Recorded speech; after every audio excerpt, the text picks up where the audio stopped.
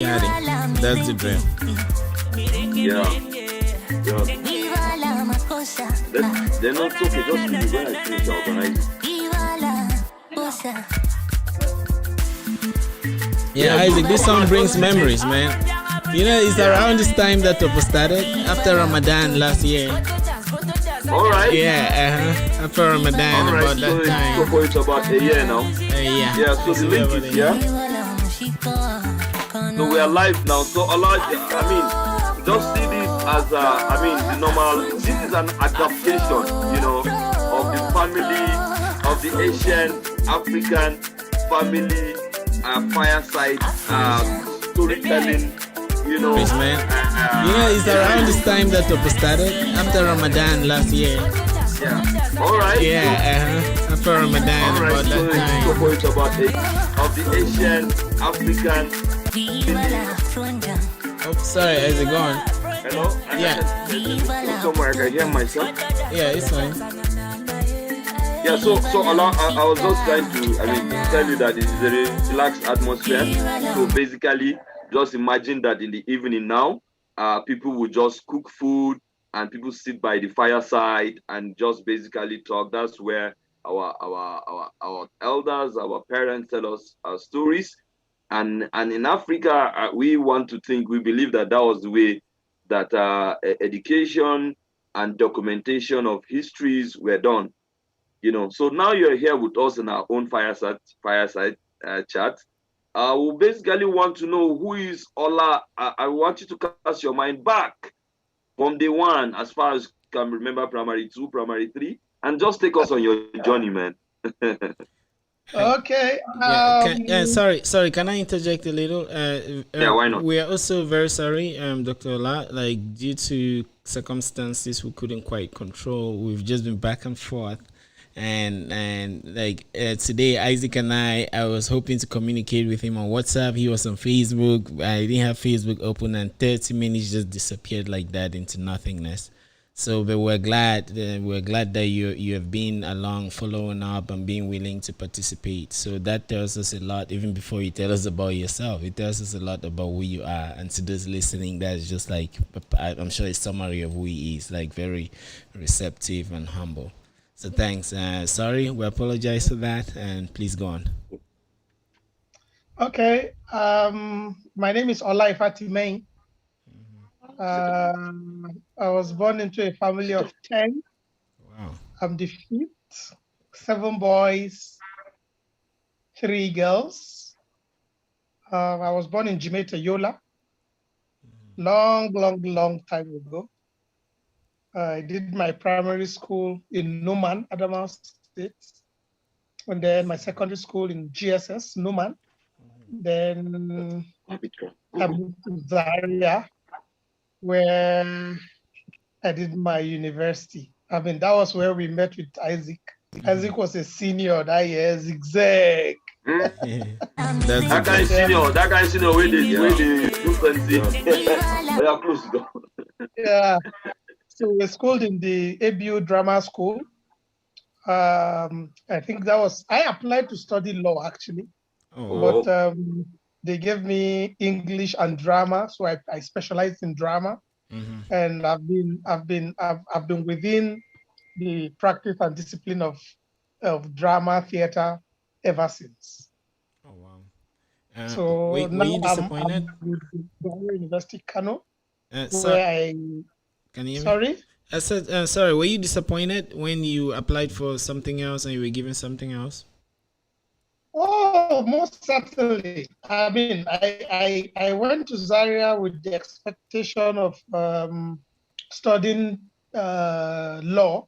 Okay. But I couldn't get law, so the university deemed it wise to just give us courses instead of just going back home. Mm-hmm. So they gave me English, and then in English there is language, literature, and drama. So they asked me to pick one, and I picked drama. Mm-hmm. Yeah, and no regrets since then. I know I used my 100 level to wait whether I will get law, but when it wasn't forthcoming, I just stopped. I got stuck to drama theater, and I've been there ever since, and I'm loving it. Yeah. Isaac, over to you.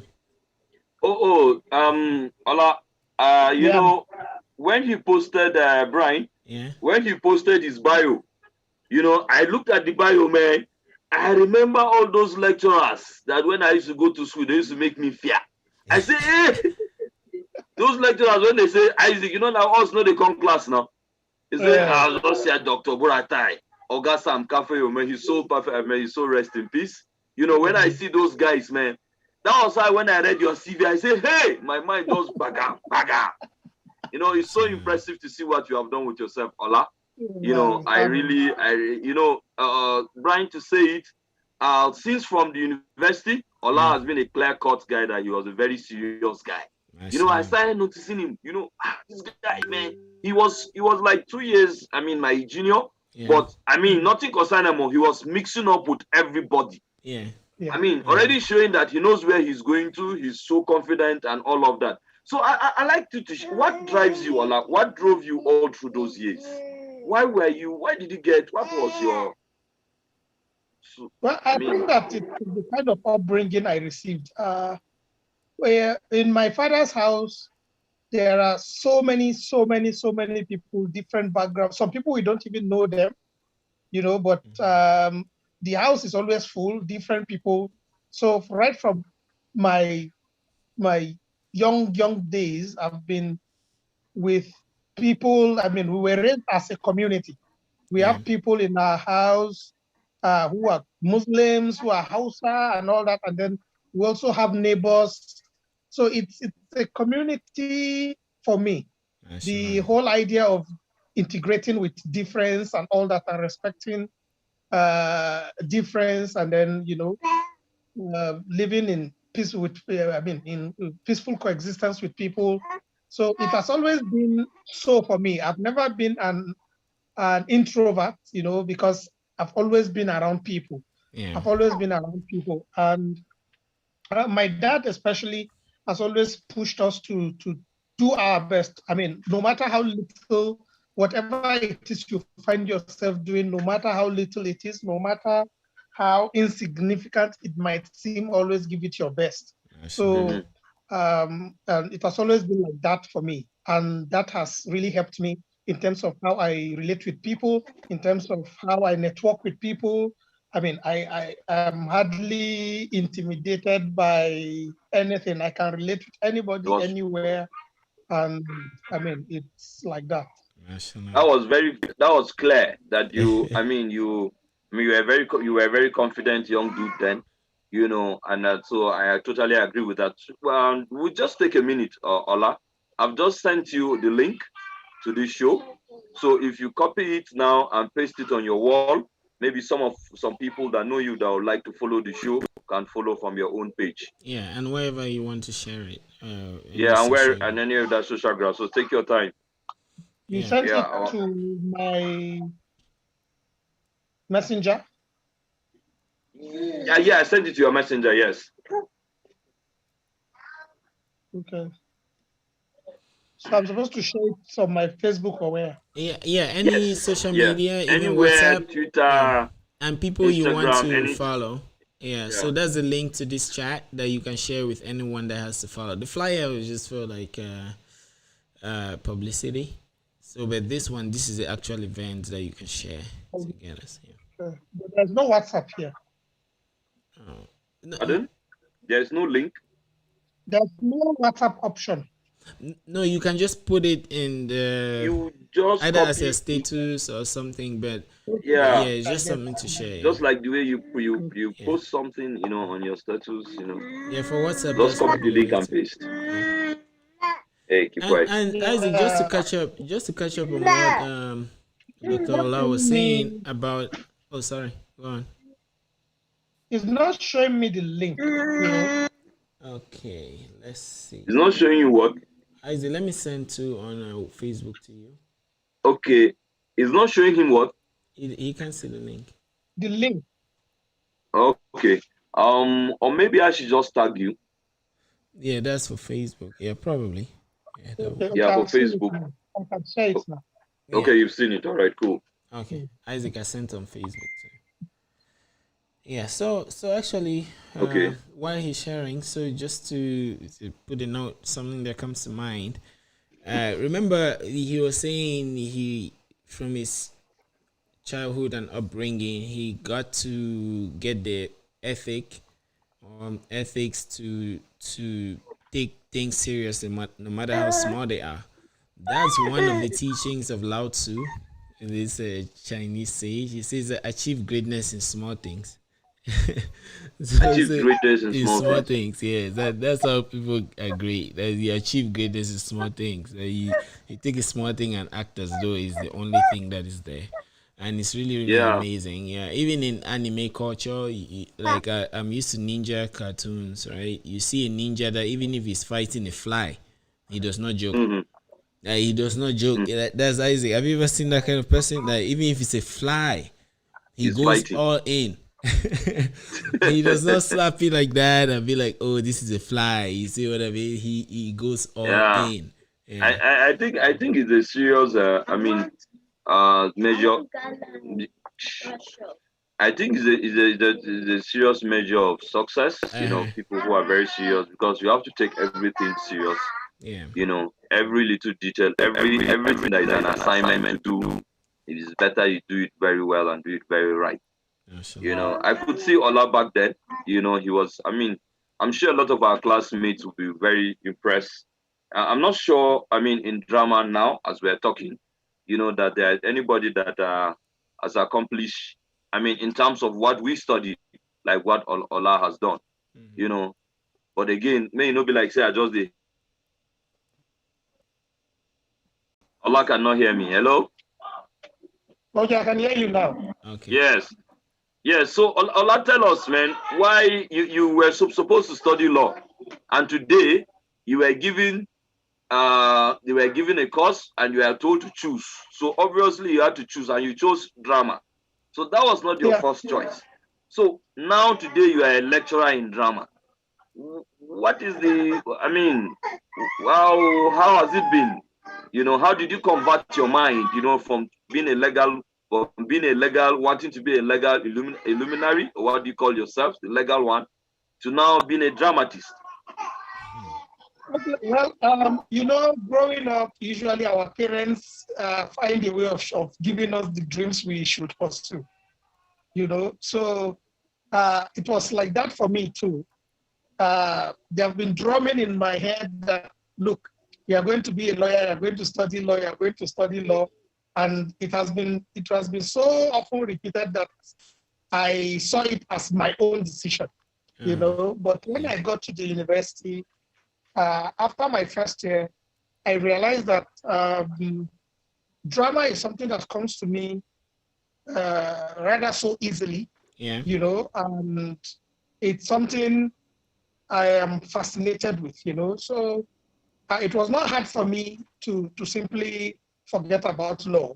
I mean, Mm. I'm not one of those who felt, okay, maybe after this first degree, I'll now go back and study law.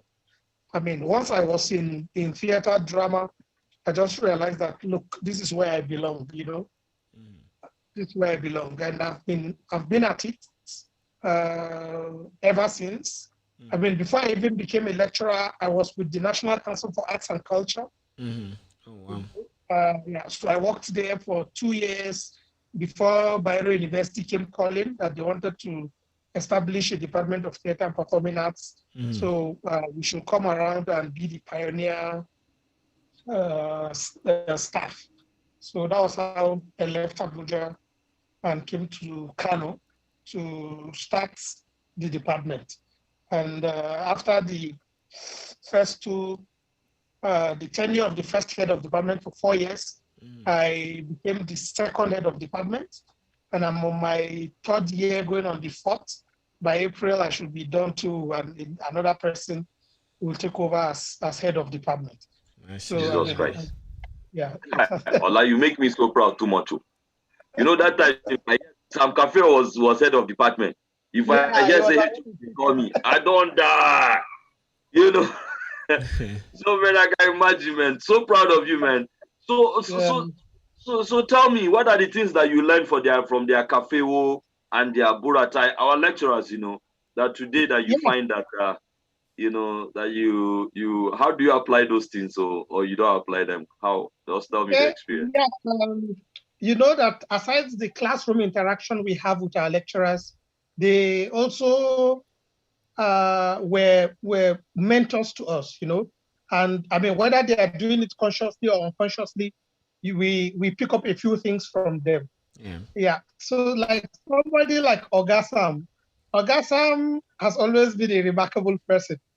I am always in awe of his his ability to be critical of performances, of texts, I've always been fascinated, like it's a gift. And the man will not hold any book, but he remembers every detail in the performance. I mean, that plus the fact that he was a jovial, humble person, I connected with those virtues. And then, of course, we have to those of you who were serious, to those of you who were serious in class, he was jovial and humble. To some of us who were on the other side, oh boy, he was kicking my ass, man. Oh, that's how held it down. I mean, and that was his job. That was his job. To hold it down and make sure that plus the fact that he was very well. The thing with theater is we do practical work. So I mean, we get to see ourselves, we get to know ourselves. So there is no way you'll be a theater student and you will not be known. So once you are not the type that you don't make yourself available to work, of course, no lecturer will encourage that. So you are most likely to be on the side of the rebels, on the side of the deviants like you. Isaac, so you're a backbencher. The funny thing about you back then in school, I always looked up to you because you were this nonchalant guy that, you don't stage are powerful.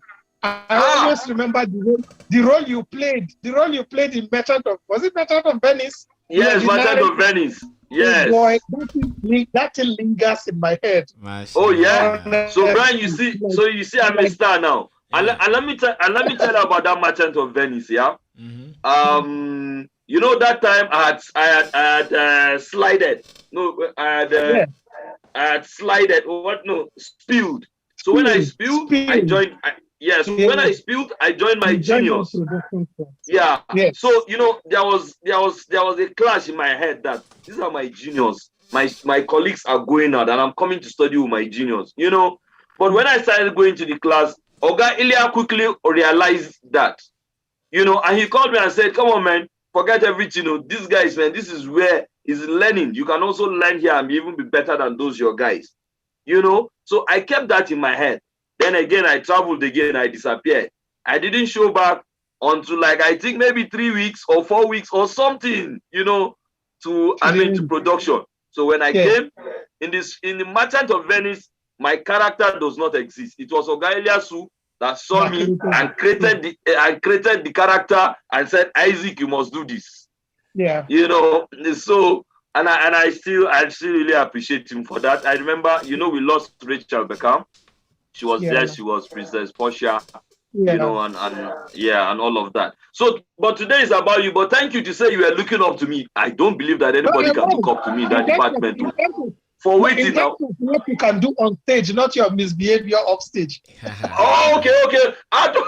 No, because look at this cap. Well, as a dramatist, if I was good on stage, then that's good for me. Because, that I was relating with you as if I was close to that production too anyway.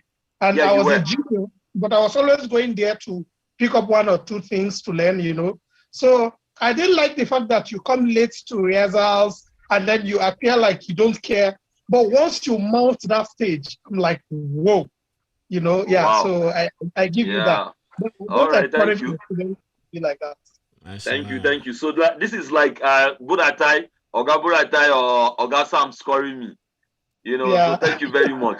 Yeah, so I'll allow Brian is a poet, and when he heard that you were a poet, he really wanted to talk to you. I'm not a poet, man. I was talking about my lecturers.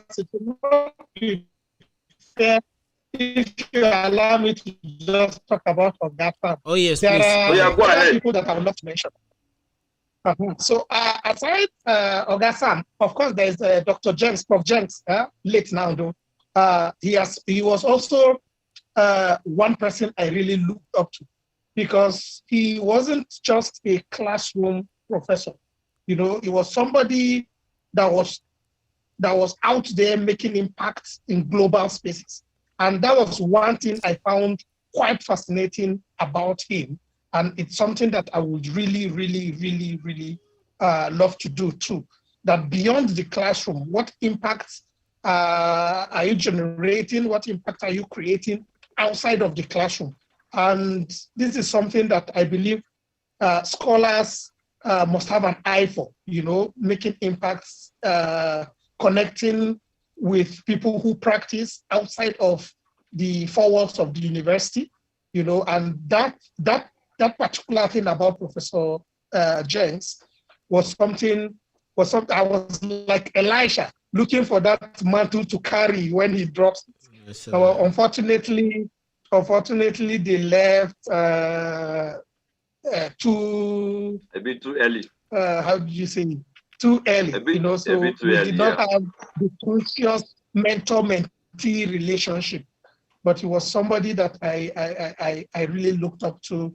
I felt that if I want to be, like, if I should be a professor, that is the kind of professor I want to be like, you know. Yeah, and of course, Professor Buratai has gone beyond a teacher to being a mentor, and I will dare to say a friend. He has been a father. He has been, I mean, when people complain and say, this man is very wicked, this man is that, this man is this, you know, what I see is somebody who simply encourages you and ensures that you do the right thing. You know, so he's also somebody that I look up to. And of course, there are people from the younger generation who have also made impact, you know. Dr. Rashida Liman. Dr. Rashida Liman is one person that, I mean, she's the leader of what we call our inner set. That woman is an inspiration. And she was in drama? She was in drama. Yeah, she was. I think she was a step ahead of you. She was a set ahead of them, Shola. I think she was a set ahead of you. She's now the head of department of performing arts, ABU's area. Oh wow! Okay. Yeah, and then of course, of course, there is also Dr. Ghana. Dr. Ghana, we were classmates undergraduate. He's also a lecturer now in the Department of Theatre and Performing Arts, ABU's area. And there are other young people like that who are also making great impact, both in the classroom and outside there. And I just feel that I should mention them. Of course, there is Marlon Rabiu, Augustine. Marlon Yeah. Yeah, you know, so these people have also impacted in one way or the other. I mean, Augustine, for instance, gave validity to the business of what you can achieve. And I appreciate him for that, you know. So, and of course, there are the Malarabius of this world who ensure that you don't stray, you don't go astray. You know? Yeah. You don't joke. And then Augustine, great people. Yeah. Mashallah. For me, now that you have brought this emotional side, Brian, for me too, I think I would like to take time to thank everybody in that department, because Brian, I was a truant too. This guy, I was a vagabond too.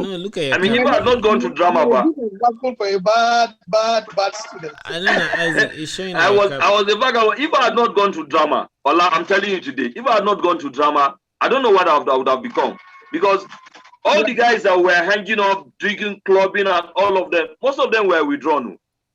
You know, but because I was in drama, and at the end of the day, no matter how you try to play around, you have to come and practice physically. Everybody must see you. Yeah. You must identify yourself. You must show your color. Your real color must come out. You know, so I couldn't hide. You know, especially from Marlon Buratai. That one I am my father now. Oga Buratai, he will call me. He said, Isaac, do want to fear the keke zaka da wallahi. You know what that means? All this one that I'm moving left, right, and center, I will still come back to the point. You know, That's so I true. really, I Yeah. really appreciate them, and also Yeah. Oga Elia too. You know, Oga Elia too. Gaius is my father. You know, Oga I Elia mean, is my father too. Oga Elia is yeah, my I father. You know, remember. Oga Elia. You know, Oga Elia. So I'm afraid to invite Oga Elia to this show because I don't know how I can be interviewed. I've tried. I will How would you write know? him, How would then you I know? will delete it. I will write it, then I will delete it. Honestly, you know. I will tell you,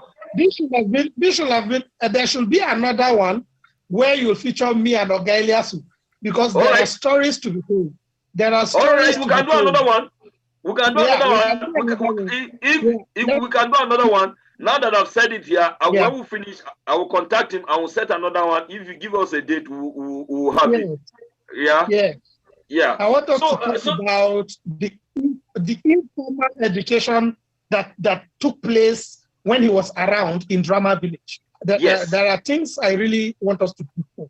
I remember when I got my award as best director that year. I mean, yes. I was a bit so diplomatic. So I went on stage and I said, this award I dedicated to Oga Ilyasu because 80% of what I learned in terms of directing, I let it under the tree with the man and not in the classroom. You know, and though I mean, the statement puts me In trouble. in trouble, but That's a big. I have no regrets because You have no that regrets. I'm I sure have even no Ogalia would regrets. not want you to say that. With all the politics I that have was going on at that time. he didn't see it coming, and immediately I left the stage. I went straight to him and handed the award to him. Yeah, and all the masquerades were seated Yeah. and they saw and heard. Oh Yeah, boy. yeah, Right, this guy committed a sin on that day. You know the guy that he's talking about? No, The guy tell is me. not a dramatist. Yeah. I mean, he was not a lecturer even in the department. He Yeah. was just a friend to Oga Steve, right? And he loved the art. I think Oga Elia studied economics or something, right? Yeah. Yeah, so but he just loved the theater. He comes around, and that guy became the best. He became the best. So, but all the other lecturers who had this degree, that specialty, that technique, and all of that, he was better than we all loved him. Yeah. So they didn't like the guy around the department. In fact, they tried to do everything to get him off the department. Then you will now go on stage and now dedicate his award to him. That's national, man. I did that because National. I did that because out of genuine indebtedness. I did not even think twice because I knew that was what happened. And honestly, I still do not regret saying it because I mean, so you know that time, self, I had no day gravity. No, you did not, but you're not a hard guy from the one. I had the touch, you know. Yeah. So, I mean, I'm proud to say I think from the drama school. Yeah. Of course, I agree. Yeah. Now, Ola and Brian, just to give some context to our viewers watching all over the world, Ola moved he went to set up drama, or like say theater art in a very conservative Muslim community. Yeah. Where these things are not the first things that they want to tolerate. Kano City. I didn't understand how did you fight through? How were you able to set those to put drama down there? Well, we had a vice chancellor who was interested in theater and performing arts. And then there's also a professor who was in the Department of English and Literary Studies who was a strong bias for drama. So, I mean, they pushed for a Department of Theater Arts. Of course, when we started, there were challenges. But what I have come to realize is that whatever you are doing, you must respect the tradition, culture, and religion of your host community. And then, of course, theater arts it adapts easily to any environment it finds itself. Yeah, but when you insist that you must replicate what happens in the West, in the South, in all spaces, you are going to face crisis. But theater and performing arts is a cultural study, so it must appreciate and respect the culture of its host community. So the way we do theater arts in Kano is different from the way they do it, even in Zaria here, in Zaria, or in Lagos, or Port Harcourt, or Calabar. But it does not take anything away from it in terms of value, in terms of standard, in terms of quality, you know. But we must understand that you must respect the space in which you operate, you know. So you don't insist that, for instance, that the show must go on, the show must go on, and then you disrespect the values you meet on ground, the values which guide the community that sets up the program you intend to practice and teach. So essentially, we have come to that recognition that we must abide by the virtues, values, you know, and doctrines of our community, and then we must also encourage people to respect such values, and then seek for ways to also learn, no matter how hostile they seem. When I tell people I'm in Kano, they panic. You know, they panic like, Kano. But I'm glad to say that we are doing a fantastic job here. We have graduated 3 sets now, 3 sets. Yeah, and the 4th set will graduate here now, yeah. So we are from humble beginnings. We started our rehearsals under the trees and all that. The university now has given us a world-class theater with great, the lighting system in our theater is something to behold. So it's not like it's all doom about what we are doing. We actually have the facilities needed to teach world-class values, standards, and of course the practice of theater. So yeah, we're in Kano and we're doing great. We're doing brilliantly together with other members of the department, a young team, intellectually savvy and dedicated to the highest standards of values, you know, and then of course the quality of education. We do not joke with the standards. So yeah, I believe that we're doing a great thing here in Kano. Nice. Yeah. It will also interest you to know that our first set nobody applied for the course. Nobody applied for the course, first set, second set. Maybe from the third set, we would have 5 people applying. But you see, right now as we speak, people all over the place are applying for theater arts, and it's a competition. It's a competition. If you do not have 180 and above, you will not get admitted. And if you do not have English and literature in English, and of course English language. So right from the foundation, the standard is high, and we are thriving. We are thriving. Interesting. I'm so proud of you. I'm so proud of you, as if I was your lecturer. I'm sure if some of those lecturers see me now saying Isaac is proud, how can this Isaac be proud of Ola? You know? No, you taught me. The funny thing is, Ogaliasu told me one thing that I've always applied anywhere I go, which is that wherever you find yourself, you will learn 2 things. This is whether you like it or not. You will learn these 2 things. One, how to do things, and the other is how not to do things. So yeah, we've learned from people who thought they were not doing the right thing, but we learned from them because they went ahead to set those standards, and we knew the path we should take. The mistakes they made, we don't want to repeat them. So, yeah. I mean, Brian was crazy at the point. I had like 14 carryovers, a bit 13 carryovers. No, I remember. Oga Sam called me to his office. He called me to his office and sat me down. He said, these carryovers, you must do them. There is no any shortcut. Just know that I'm on your case. It's not about me today, man. Let's talk about Ola. Yes. So, so you wrote in your this thing that you are a poet. You know? Yeah. And I know that poetry people are people that used to smoke Igbo and you don't smoke Igbo. Or people that have Rasta Mali like Brian. No, Brian has rasta. The way he sits there, people don't know that Brian has dreadlocks. Like from my, people don't know. But one day I think you should be. Yeah. So I was wondering, a poet, how did you become a poet? I see you're funny, man. Okay. I don't know how I became a poet. I just realized that I could write. I could just write and write in verse, stanzas. I mean, basically, that's just it.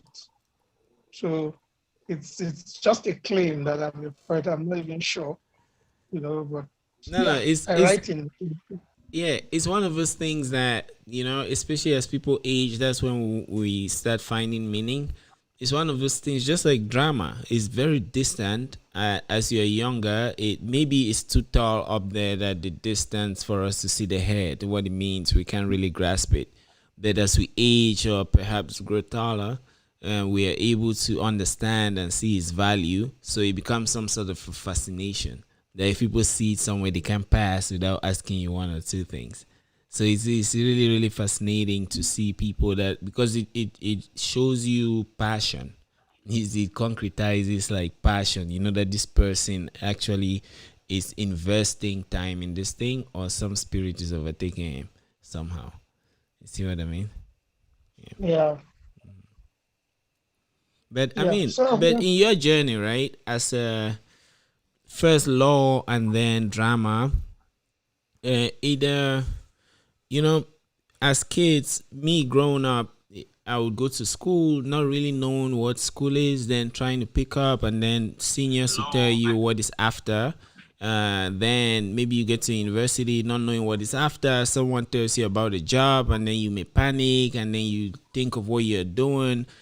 So I would like to understand the transitions that you noticed as you were evolving, especially from the mindset of someone who wanted to be a lawyer and then was handed over drama, to the first moments that it started clicking, especially within the first 2 years, if you can remember that transition, especially maybe when you saw yourself applying effort and then the effort paying you back, perhaps in terms of grading or grades and stuff like that.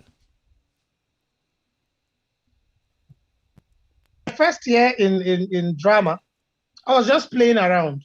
I had a friend then who also applied for law. And funny enough, we came from the same place. I also applied for law. They gave us drama. So in our 100 level, we're just playing around campus. We don't miss class. We don't miss the class, but we never took it seriously. We just felt that it's something we'll have to endure for a session. Then we will now move to law. I remember my first CGPA was 2.97. Oh, wow. Almost 3. Yeah, 2.97. But I was not a serious person. I mean, we were just playing around campus and all that. So hoping that by the next year, we'll move back to law, and I mean, we'll kiss drama goodbye. So when we got to 200 level and we realized that, look, this thing don't marry also. It don't be like, it be like say we don't fit escape from this thing. So that was when we sat up, and then of course we faced theater, and we faced it with all the seriousness. I graduated best student. Yeah. Oh wow. Yeah, I graduated best student even with that late start. Yeah. Yeah, I graduated best student, and then yeah, so I just embraced theater like it's something to pursue. I mean, I enjoy it. Yeah. Enjoy it. I love to play. Yeah. So and then drama theater gives me the space to play, and I love to play. So yeah. So once I realized that this playing is serious business, I connected so easily to it, and I was lucky. Yeah. Our lecturers were present, and of course we had Ogalias around too, who did not simply let us follow the theories, the rules, and all that. Yeah. He encouraged us to go with our imagination. Then when you have created all the crazy stuff in your head, look for the theory which best explains the madness you have created. Yeah, Yeah. Oh that wow, was I on see. earlier. Yeah, right. Uh-huh. That approach, that approach uh, opened up a lot of possibilities. I mean, impossibilities that became possibilities to Mashallah. us. Yeah, I see. And I love to create. I love to create. So this is why I find theater arts quite fascinating. Now, also while studying theater in Ahmadu Bello University's area, Yeah. we also have to take courses in literature. Mm-hmm. Yeah, Mm-hmm. so I loved African novel. The African, I loved It's especially smooth, right? East, yeah, East African literature, East African novel. Uh-huh. I Yeah, mean, I love East African novel. yeah. So the images they create, how graphic they are, the Yeah. action, yeah. So Yeah. those things were just. I bet. Tell me, remind me about those books again. Some of those books again. I can remember Ngugi wa Thiong'o. There were some other mother guys than him Remember dying in the sun, dying in the cats sun. for hounds, Maybe you guys tell us a little. going down river, Yeah. Please, beckon for Going blood, down yeah, River Road. going down river road. maybe Um, tell us a bit about them. Like one of them. And what country in particular in East Africa, so that we can connect with the style. And please do if you remember. yeah, I think that one of my best then was Kakas for hounds. Mm-hmm. Kakas, Kakas for Kakas, hounds. yes, Yeah. Kakas for hounds. There's a Mhm. General Haraka. It's a General chronicle Harak. of the Mau Mau struggle in East Africa, in Kenya especially. Okay. You know, Yeah. yeah. So yeah, so the novel is about the resistance in terms of how Africans resisted colonial incursion Mm-hmm. and all those other colonial maltreatments and all that, and how Mashallah. they took up arms Uh-huh. and were fighting and killing and all that. So the images they created in the novel, Yeah. it was like you were watching a movie, Yeah. and that stuck with me Yeah. like this is brilliant. You fed So the I craft. Yeah. enjoy Yeah. I enjoyed the East African writers much more than the West African Me too. writers, probably because they are writing about experiences I Yeah. already know about. You Okay, I know, see. but Mm-hmm. the Southern African and the East African novel, Mm-hmm. they were just giving me stuff that I never thought was possible. Yeah, I So I see. mean, A lot of yeah, mixture Yeah. and Yeah. actually And I think, oh, sorry, Isaac. Go yeah, on. Yeah. just to show Ola there. I Yeah. mean, Mm-hmm. you are the professor, you are the specialist now. Mm-hmm. But some of the things that I can glimmer and remember, the East African writers, I mean, were more revolutionary than even the West African writers. I think, especially yes, for they were more revolutionary, and more direct, and more practical. Mm-hmm. yeah, Maybe because in their own country, independence wasn't given to them, unlike Nigeria, where Oh, independence I was see. given to us. exactly. So they had their writers. Their writers were deep, man. Their writers, as you said, they create the image for you. Mashallah. Yeah, So the Mau Mau struggle is something that, I mean, every day I see it. General Haraka was it, and I remember, was it in General Haraka that they fought the white people and defeated them in the rain, yeah, and, and we had an analysis to say that even the weather, even the climate of the yeah, environment supports its yeah, own because it's exactly. a natural struggle or Absolutely, something. exactly. So Yeah, you see something like that. that kind of imagery inspired me to write, though Mm. not novel, to write poetry, because those guys could create graphic. You could actually feel and touch, like the weather picked up arms and was fighting alongside these Mau Yes, Mau guys. yes, If you can create that kind of image, you can just imagine what you can use yes, such images to do with poetry. yeah, You Yeah. know, yeah, Mashallah. so, I yeah, see. yeah. I mean, Mm. it reminds me of Mali is in West Africa, right? Mali, if I'm not mistaken. Yes, Mali, yeah, I Yeah. think Mali is West So Africa. now that you say that, it reminds me of the griots, right? The griots are the original storytellers, and it's a whole tradition So I read the book of the story of Sundiata, and it was told as by a griot, and it was so amazing because it took it does this African mysticism in Yeah. it, and things like people flying, and how Sundiata witches were against him, curses that they tried to pour on him, and then he would donate elephants. It was just amazing, like to see something I could connect with, but not far away, like London, like if I'm reading Harry Potter.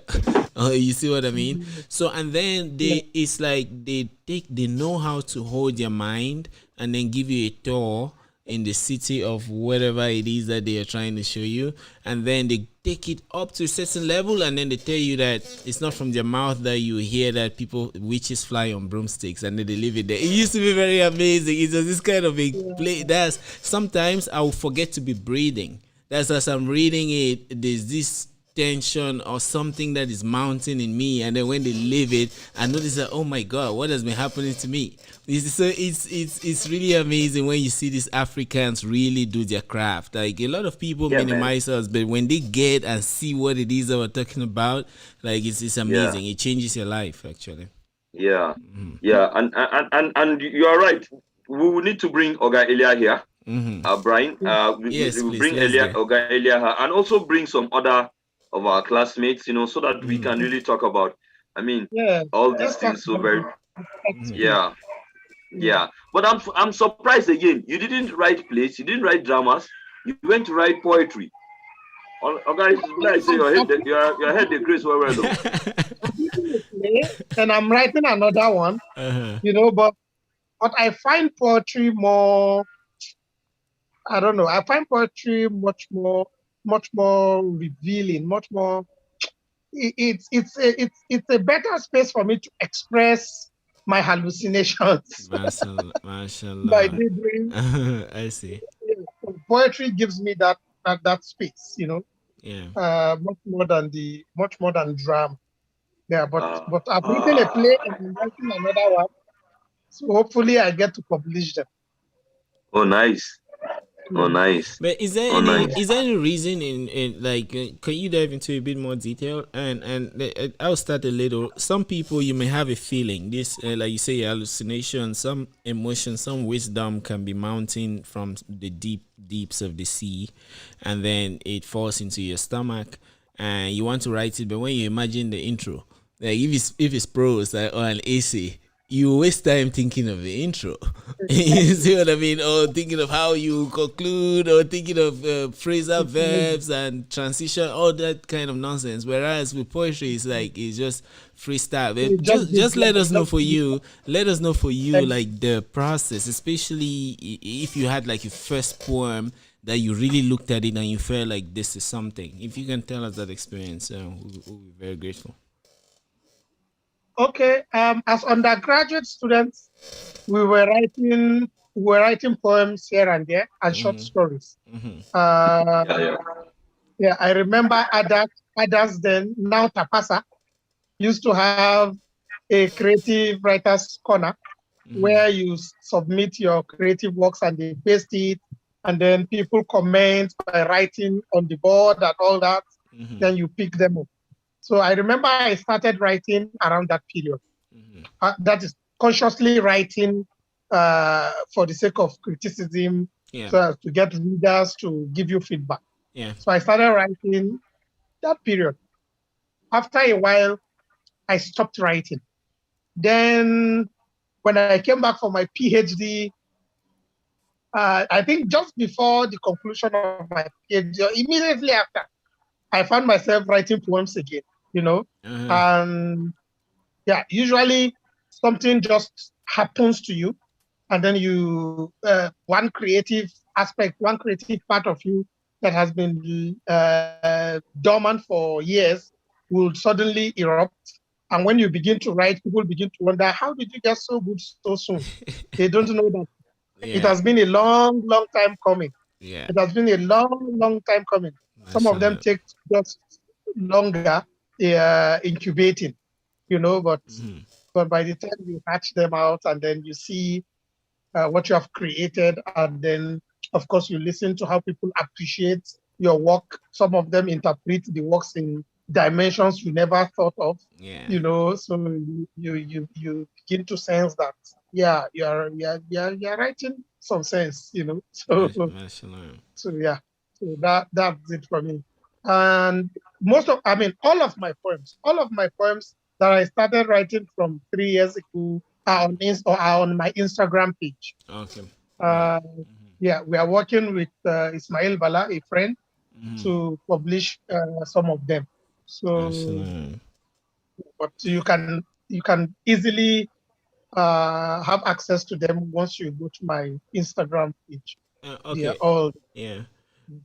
Please, if we can have it even later, we can post in the comment section so people can follow and see that. So now, some people also see like there's no value in poetry and perhaps the theater, especially when you use words like play. I love to play, and then it's this time that I noticed that the play was serious. You see, like things like that. Or if you go to the village and you tell people that you're in the university, they say, What are you studying?" And you say poetry and theater. They will ask you like, "My friend, what is that?" So for those two that are grown up now, what we're seeing professions, there is a whole evolution in that space, and then the world is becoming global, that someone can sit in Kano like you. There's a lot to tap from that, actually. If you look at history and all the art, Isaac gave me a small expose the other time. So for those that are coming up who have grown in this ecosystem where things like poetry mean almost nothing, but there is potential in it. What is it? How can that be adjusted, and what do you have to tell them so that they can see that elephant that is somewhere that maybe they don't even see it? Okay, I'm glad you brought this up, because even here where we run a department of theater and performing arts, Uh-huh. most times you find our students crying that when they sit with their friends in the hostel, friends who are studying law, studying engineering, and Uh-huh. all those other courses, and then it gets to their turn and they are asked, "What are you studying?" And they say theater and performing arts.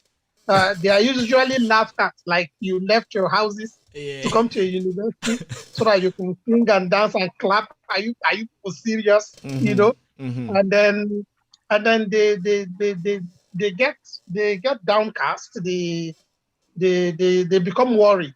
Yeah. And I said to them, look, the easiest way to know how relevant what you are studying is is by simply looking around, looking at the people teaching you. Okay. Yeah, National. the people who are teaching you, are they people you will love to be like when you grow up? Are they making any impact in their spaces, in their career? Is that something you admire? Is that something you love to do?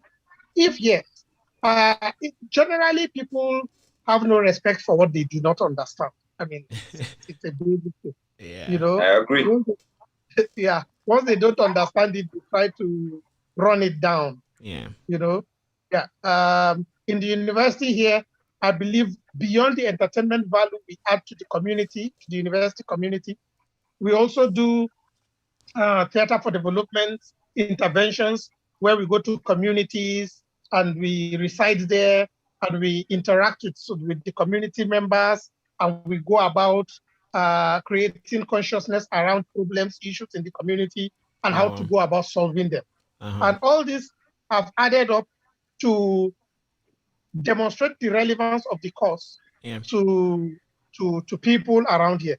I Okay. mean, culturally in Kano, people frown upon the arts. You know that the arts is not something to pursue. But again, we have people around who are making great. I mean, look at filmmakers, the actors, the artists, the musicians around Yeah. here. They are I mean, they are well recognized. Of course, there are one or two scandals now and then, but they are well recognized, and society knows that it cannot do without the artist. National. So you just simply need to believe in the power of what you are doing, Yeah. and keep to it, stay at it, and you realize that it is of great value. It is of great value. And like I said before, I have no regrets whatsoever for studying theater arts. I mean, I got in by mistake, got a first degree, went back intentionally, got a second degree, went back consciously, and got a third degree. So you can see that it is because I've realized that it has value. Some of us who have studied theater arts are thriving in the banking industry, in the oil companies, because the training you receive, the training you receive in theater arts is all encompassing. Yeah. You know, the training prepares you to be a better human being. Yes, and it man. prepares you to adapt. It trains you to adapt to new circumstances, new environments, and it keeps you humble enough to realize that you will always be learning. You know? Exactly. I mean, Ola, you can say that and say that again. Brian, you see, I mean, when I came out of the university, right, I realized people, okay, let me just go this way. People don't know that a lot of people thought that I studied journalism in the university. I never studied journalism in the university. When I joined Reuters, let me just bring it up there. When I joined Reuters and I was to go to all these communities, you know, all these when Boko Haram was attacking all these places, and we need to go into these communities. Because of my training of community development drama, right? That's what we call DEFCON. You know, when we go to communities and do dramas for development, we go to motor parks, set up and begin to do things. To approach people in these local communities was so very easy for me. That was how I grew my journalism. Yeah. You know, to go to communities, all these deep rural communities. This is what we used to do as community development artists, you know, dramatists in the university. You know, so I just deployed all these things. They were in me. And all these Oyibo people, you know, they've met people who are trained in journalism. They have degrees there. They saw that me, if I go there, I will sit down on the ground. I will first of all play with these people. By the time I start interviewing them, they will start talking, you know. So, I mean, so if you're a student of drama, if you're a last student and you're there, you are we have conquered grounds. So. Look, man, anytime I go for journalism interviews, you know, the drama prepares you. You cannot study drama and not have confidence. You cannot study drama and not be able to address people. Right? So when you call me, say, Isaac, come for interview. Hey, you ready? Because when you ask me this question, Jesus Christ, I will give talk. There's this stuff. You know, so I mean, drama prepares, especially where we come from. The guys who groomed me and Ola. Omo, man, you must be about. I'm sure the guys that Ola is tutoring now, even if they don't know who they are, very soon they will know. Right? Very soon they will know. If you look at the media industry, we have Rachel did very well. There's one other person. Rachel is of late, if I'm not mistaken. Shananyam, you know her, Sylvia. She was in AIT. Sylvia, you know. So basically, most of us have done very well in the media. Omeza, man in NTA. You remember Suleiman Babajia? He's with NTA now. Oh, Babajia in NTA. Yes, Babajia was in drama. He was in my class. We were classmates. I didn't know him. Oh. He helped me produce a documentary last year. Oh. I didn't know him. Oh. We're in the same class. Peter Kundum, you know, this guy. Benny with NTA. You know, Benny was our senior. He was 1 year my junior. Adults president. Right. Yeah. So I mean, what I want to share here basically is that, man, whatever you are provided for, that God gives you to learn, just like what Oga Elia taught us, you know, you have to do it very well. You know. I mean, I studied drama. Now, I mean, I use the camera, I write stories. I mean, there's nothing I've not conquered in journalism. I mean, I can, and nothing where I studied. In fact, the only course that we did in BBC studio, hey, when they brought that BBC course, Oga Sam by himself look for me. He hold me like this. He carry go the lecturer. He say, "This boy is a trunk. You are not going to see him. I want to see his, with its advert, but at the end Advert. of yeah, Yeah. I want to see his. I want to see his project, Brian. That was the only training of journalism that I had. It was just a core course, a core elective. I mean, that's how Yeah. it is. So you know how they say that human beings will set traps, but God is the highest trap setter, and then we human beings we like to plan. God is the greatest planner. So actually, Doctor, last story, that's what keeps pouring into my mind. You had a plan to do law, and then look at what happened to you. Then Isaac's own is there. You had your own plan. You thought you were a true one. Look at what happened to you. You see, and we are grown at an age where I don't know if it's just growth, if that's how the world has always been. And then as people age, they get to that point where they see the world for what it is. Or if it's that the kids that are coming up now would also not see value in these things until they get to a certain age. Or the third option is that we have to show them, of which that's what we're doing now. You see, so now when it comes to poetry and the value it adds to society, I would like us to talk a little bit to concretize a bit. For my case as a software developer, when I'm explaining a system, like I could be told to write software that would analyze DNA, for example, from experience. We'll have to take it and see how it fits together so that from that structure they could do research for medicine, or they could do research for some other thing. There are people now who make medications personalized so that they take Isaac, study your DNA, and then know what kind of medication to give you. So sometimes it's hard for me to picture the system, right? So I just create characters in my mind. So the guy that is supposed to receive input and say, okay, take this assay, take this particular formula and do this, I see them as people. You see, and then they all have roles that sometimes I draw it. It's in a piece of paper, and then when I'm coding it, they're like, how did you understand this thing? Whereas it's just a play that I put in my head. You see, so in my own field, that's how it helps me. Even when it comes to mathematics, there are jokes that people make. Like if I add 2 ones, that's 1 plus 1. Do I get 1 2 or 2 ones?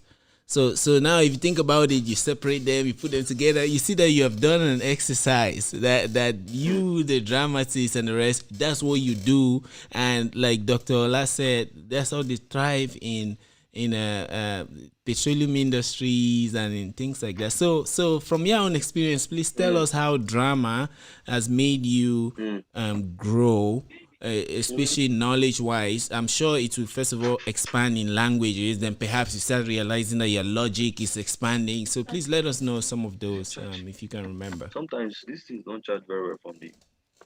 Okay. The most immediate thing is that drama exposes you to different cultures. Okay. Drama exposes you to different cultures. So you get to pick up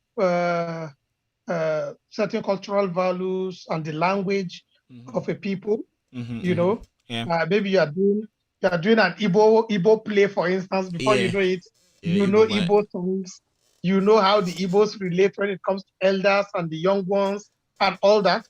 And then same when you are doing a Hausa performance, Yoruba performance, Egbira performance, stuffs like that, So that's the first thing. It exposes you to different cultures. I mean, in Bayero University, Kano, for instance, we have staged Shakespeare's Macbeth. And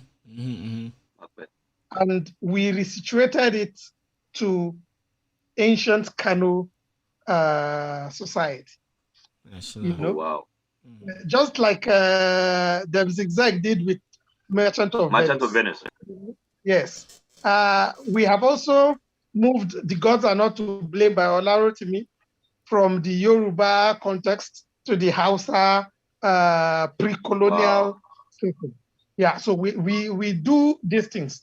And drama is one platform that gives you the ability, the space to take these cross-cultural, epochal transitions, journeys. That's one thing it does for you. 2, drama will help you to know how to relate with people. I mean, I tell my students that drama, acting is about relationship. Okay, you act towards somebody. How does the person react towards you? So action, reaction, and that's how relationships also are built. How do you relate with this person if you want the person to relate in the way, a manner you want to be related with, and that way, drama consciously, unconsciously begins to make you a better person. You see, most times we don't know what we are learning until we are dropped out there in the world and we have to do a few things to survive. That is when you realize that, so I know how to do this. So I know how to do that because you have gone through the process without even knowing that these are skills you are picking up. So when you go out there and then you are faced with such situations, you see that you step up and you are just doing what is expected.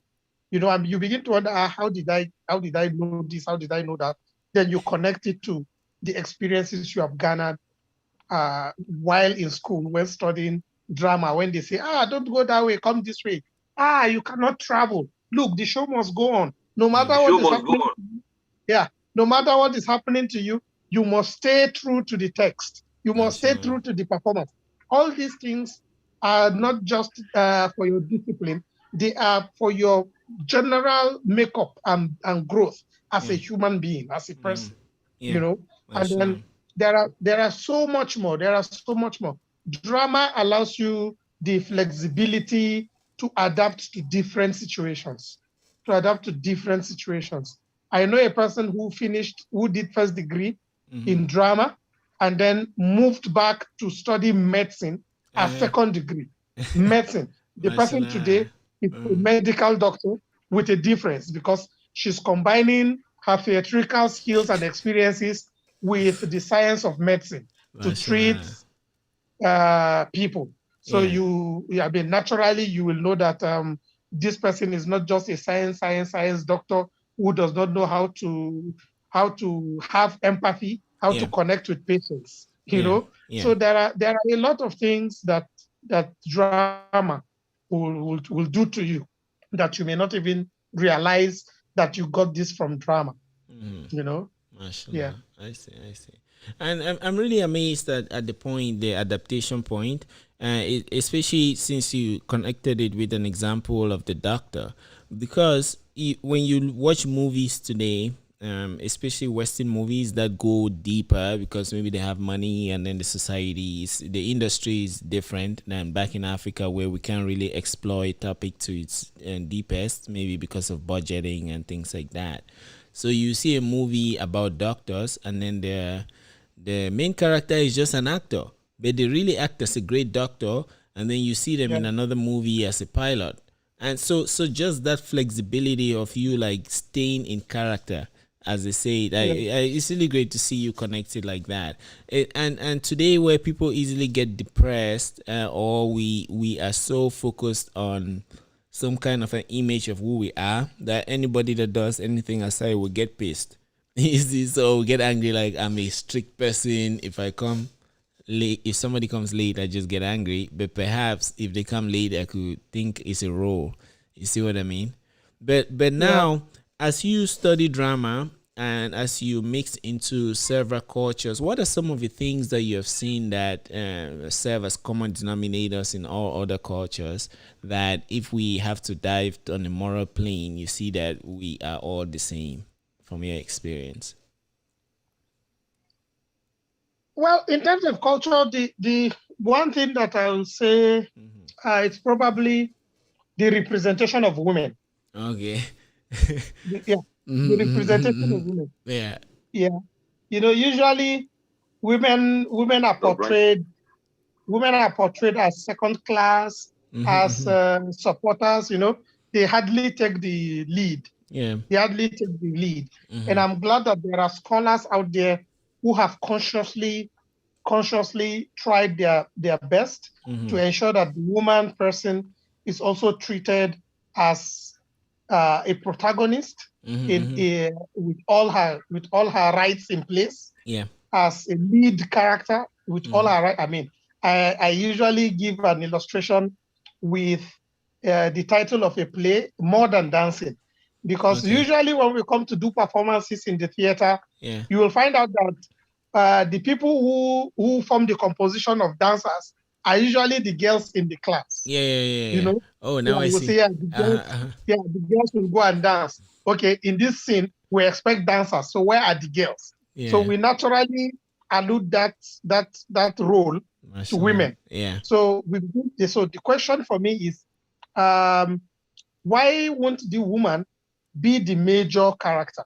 Why won't the woman be better represented in theatrical performances? Yeah. You know, Yeah. why do we? And sometimes it's because it's a culturally induced thing. Yeah. We do it unconscious. Yeah. We simply treat men as higher and above women. You Yeah. know, That's funny, yeah, man. and there are a lot of theoretical debates around the matter. Yeah. But I've realized that across cultures, Uh-huh. the representation of women is Yeah. usually done in such a way that it undermines their full potential, Yeah. and it undermines the value they bring to society. Mashallah. So I think that's Yeah. one angle that I Oh would wow. love. Yeah. Thanks for pointing that out. I was actually having a conversation yesterday about this topic, and one question I was asking is that imagine the society where yes, the women stay at home and then the men are the big guns, right? Who raises them? You see something. Exactly. If you ask yourself that question, you see that we have been doing so. I don't know what we have been smoking, like because think about it. You put some people second, but those are the people that raise those that think they're first. Mm-hmm. So anyway, let's chat about it. Isaac, you are laughing. Tell me, please, Dr. Ola, please tell me. Well, It's for me, it's funny because I grew up. Mm, My dad died at a very early age, mm. when I was May just so rest in one. peace. Mm-hmm. So I grew up with my mother. So I know the kind of stunts, just like the song Tupac sang for his mother, dear mama, the kind of magic she used to do in the kitchen, the kind of Yeah. magic she Uh-huh. did to send me to schools. Yeah. Uh-huh. Even as a widow, she sent me to the best schools, man, to the best. And Mashallah. I mean, and we're talking about schools where you pay very high tuition fees. Yeah. She Mm-hmm. sent me to those schools. And you know what? Back to the lecturer thing. When I was in school and Marlon Boratai called me one day and said, Isaac, come, you went to this school. He said, yes. Whoever took his time to send you to this school,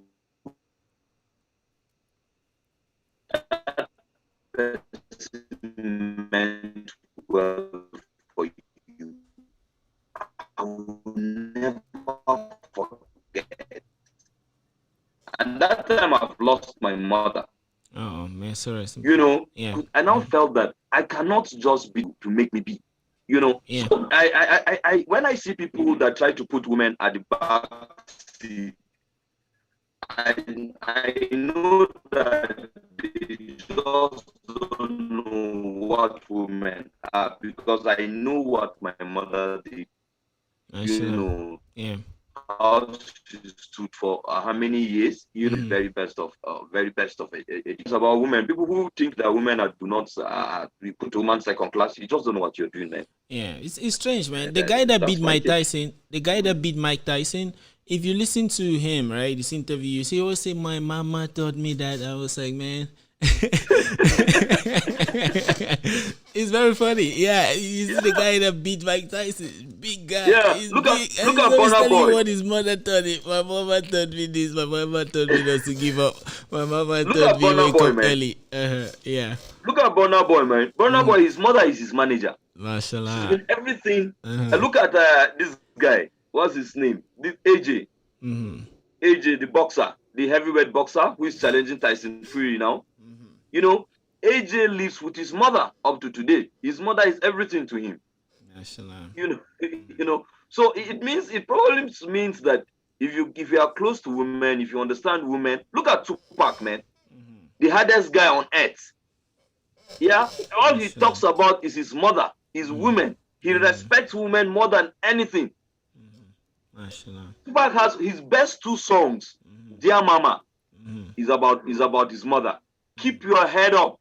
Okay, if you've not listened to that song, go and listen to it again. Where Tupac is talking about the strength of women and how they should not give a fuck. Sorry, man, this is Topo Spaces. How they should not give a fucking fuck, about guys who try to put them down and to just keep their head up.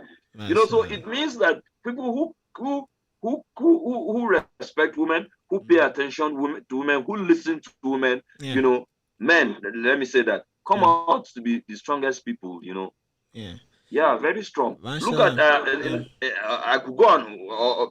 Let me not take. Allah is your show. Doctor. Yeah, so I mean, so doctor.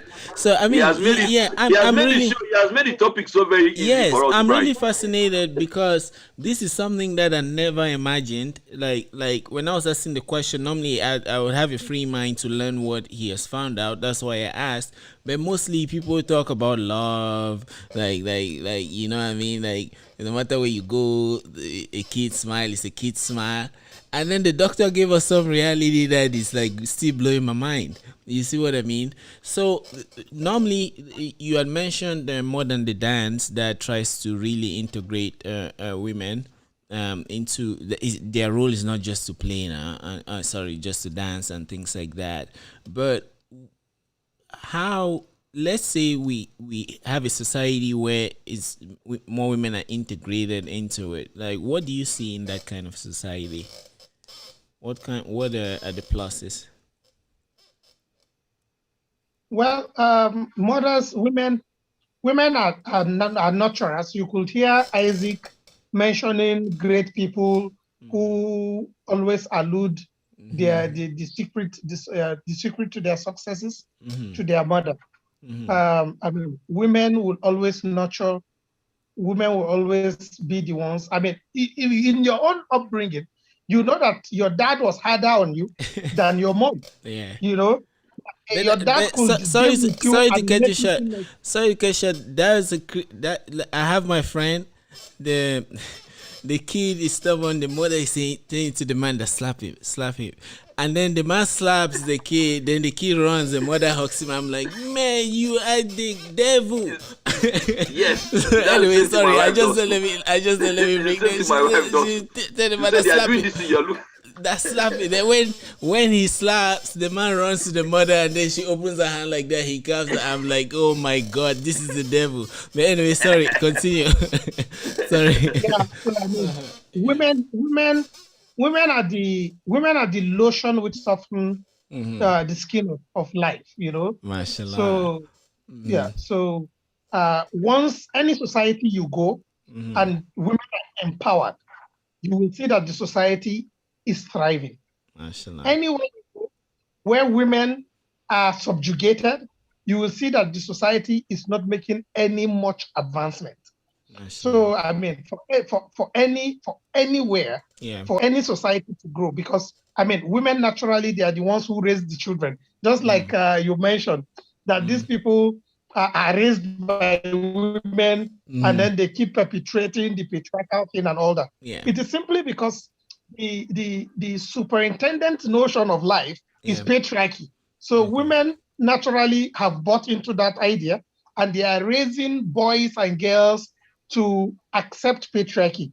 Now, with the change in society now, where we believe that there should be equality, by equality, I do not mean there should be two heads. Yeah. Equality in the sense that everybody should be given their due regard. Yeah. Everybody should be given their due regard. Yeah. And should not be maltreated or mistreated based on their gender. Yeah. But first and foremost based on their capacity as human beings first. Yeah. Right? Yeah. So you could see that with this kind of shift, you see that young girls in classes where they have boys, you see them dusting the boys and all that. Yeah, because they have been given the space and the attention required, to simply believe in their dreams and pursue the impossible. And that way you see them excelling brilliantly. Yeah, I see. Yeah. So the idea is that women ought to be empowered, so that we could and we could thrive, we could advance in the way we think, Yeah. in the way we relate with one another. Yeah, mashallah. That reminds me, actually, I don't know if you guys have heard of Ada Lovelace. Uh, Ada Lovelace, or Ada, how they even pronounce it. So actually, but have you heard of Lord Byron? So Lord Byron, yes, he was a poet too in England, yeah, and yeah. his daughter, Ada Lovelace, is actually thanks to her that we have computers. So it's so the father, she he said that she inherited the, is it poetical or poetic genius from her father. So when Babbage, Charles Babbage, was trying to make a machine that would do calculations, because when they want to shoot guns, do ballistics back in the day, the king needed engineers. So lots of people will invent different things and present to the king. So he was doing research on a machine, because there was the abacus that could do calculations merchants were using in the market with stones or even counting sticks. So they wanted to like automate that, and in trying to do that, there were papers that were written. So when Ada Lovelace read it, she told them that no, this thing must not be used only for calculations. That what happens is that since it deals with numbers, if you can take anything and convert to numbers, then it can deal with that thing. So now that we're chatting, as I'm talking, my voice is converted to numbers and then sent to you guys over there, and then converted back from numbers to the voice. When you talk to is encoded. So you see what she wrote. So when she wrote that and explained that, the people saw it and they were like, whoa. You see what I mean? So it's really, I just thought I should put that out there. It's really amazing when we see how when society becomes that integral, lots of magic will happen. Well, Ola, before you respond, Brian, we've been talking for an hour now. Yeah. Yeah. Mm-hmm. So Ola, when it's time for you to go, just Yeah, let please, us know. yeah, let us know. Yeah, just let us know. So we we can start go. As you said, we can. Yeah. Pardon? I'll be glad if you let me go in the next 5 minutes. Mashallah, yeah, we can do that. All right, that's okay. That's okay. We can always reconvene. I'm looking how we can reconvene as plenty as we are from the dramatists in ABU, and just have loud conversation here. Yeah. Brian, Yeah. you will not want to miss that. We need to do that. Yeah. So yeah, please let's do that. Yes, please. No, with you now, maybe I can talk to Oga Eliasu. Maybe with you now, maybe I can. Yes, cool. Yeah, I thought Brian asked a question, or no, I was just dropping something that came from. But there are lots of comments. There are lots of comments that we all can check later. And since we're running out of time. Okay. Yeah. Okay. So you mentioned that Brian has a poem. Yes, Brian wrote a poem. Brian, show him that your poem. I don't know what it is. I can send it to you later. but I have many poems. I have many poems. Actually, my connection with poetry is, and I saw a lot when you were talking. I felt it a lot. Poetry, I've grown. It helps me grow. And at times when I'm sad, and then like I remember a couple of years back, I was really, really sad. Like life is hard, in school, working. And sometimes sadness just comes from fatigue. You see, so when I was really almost giving up. And so I was just sitting by the window and saw the sunlight. And I started asking myself, why are you sad? And then the answers were just coming that why are you sad when imagine that you are in a kingdom, that your father is the king and he's an architect. So he has architected everything to suit you, and so you can learn it. So there's a playground there, you have benches, you have all kinds of sectors that you can do. So that's how the earth, those things were just pouring into my mind. And I started writing it. So I was just writing a poem that like a playground that a father fixes for the child. I come to this playground called Earth, and there are lots of toys that are as vast as the sea. You see, and then sometimes a toy may cover up another toy. I should not be sad that it's missing, but it's just been covered. And that if I look under a bench, I pick up a tune with my mind. You see, or when I just look up the skies, I pick up some formula, mathematically speaking. So stuff like that. So that's the relationship I have with poetry. that when things happen to me, I kind of explore them with poetry, and then I capture it and write it down. So later when I get sad, I go read that. I just start jumping around as if I drank the coffee, you see, or something like that. So that's that. I have many of them like that they just come and I write them ever so frequently. Okay, that's great. Mashallah. All right. So nice, man. Allah, it's good. It's good to have had you here. I mean, is there anything you want to say that me and Brian we didn't talk about? Yeah. We didn't ask or something? Well, basically, I think we've covered a lot. I mean, we can't cover everything, certainly. Yeah. Yeah. So, but what we have, well, the conversation we've had this evening has been enriching and revealing for me. And I mean, this we should have plenty topo spaces all over the place. We can share our experiences, look at the challenges we have had and the successes we have had. It encourages people who have already gone ahead of, so that they will also believe in the possibility of their dreams. And then they could also cross hurdles that we did not find easy, and so they could cross much more easily. Yeah. So the whole thing about going ahead of people is to make it easier for those coming behind. Mashallah. Mashallah. So, Isaac, over to you, so you can do the closing rights. Yeah. Well, for me, honestly, I like to speak to students who Allah is tutoring right now. Zan yi magana da ku da Hausa ne, kuna jin Hausa da kyau. Abin da nake so in gaya muku, wannan draman da kuke gan Allah yana kokare ya koya muku, wallahi tallahi, there is nothing more than that. It empowers you, it tools you up to achieve anything. Look at us now. We are dramatists. A lot of us were all in different fields, and all of us are doing excellently very well. Look, as a dramatist, man, you are confident if full cup in the draw. I tell you. So I encourage you guys, man, take this drama very serious, and you see how you're going to impact, not even just in terms of economics, but even in terms of raising your kids, raising your family, and impacting into people's life. I'm a journalist now. When I go to Meduguri, Brian, sometimes when I communicate to people that I interview them, right? Yeah. At the end of the day, they keep calling me. I've developed bonds with people because drama taught me how to use drama to create development, even in the most rural area that you can think of. And there is nothing that you can do to humanity than to empower people. So, if you want the drama is serious, when I'm performing at Rabani, I'm telling you. And again, you can become a multi-millionaire.